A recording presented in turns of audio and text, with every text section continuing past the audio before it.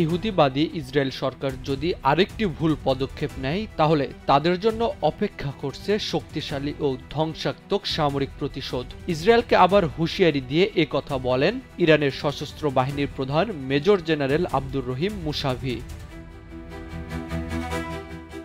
ইরানের রাষ্ট্রীয় সংবাদ সংস্থা মেহেরের বরাত দিয়ে জানা যায়, ৪ জুলাই তেহরানে আয়োজিত Islamic revolutionary guard corps IRGC এর প্রয়াত কমান্ডার লেফটেন্যান্ট জেনারেল হুসাইন সালেমির স্মরণসভায় তিনি এই হুঁশিয়ারি দেন।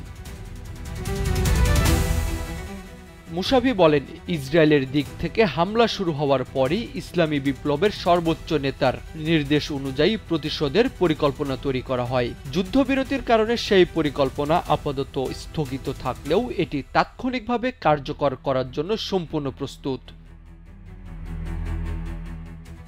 তিনি আরও বলেন, ইরানি প্রতিরক্ষা বাহিনীর শত্রুর যে কোনো আগ্রাসনের বিরুদ্ধে দৃঢ় অবস্থান রয়েছে।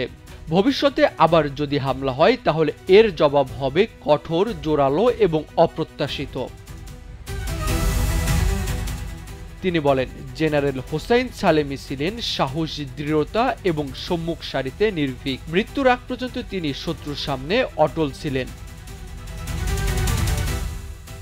জনগণের উদ্দেশ্যে তিনি বলেন, আপনারা এমন একটি জাতি যারা অন্যদের মতো নয়। ঐক্য ও সাহসিকতার মাধ্যমে আপনারা শত্রুদেরকে হাঁটু গেড়ে বসতে বাধ্য করেছেন।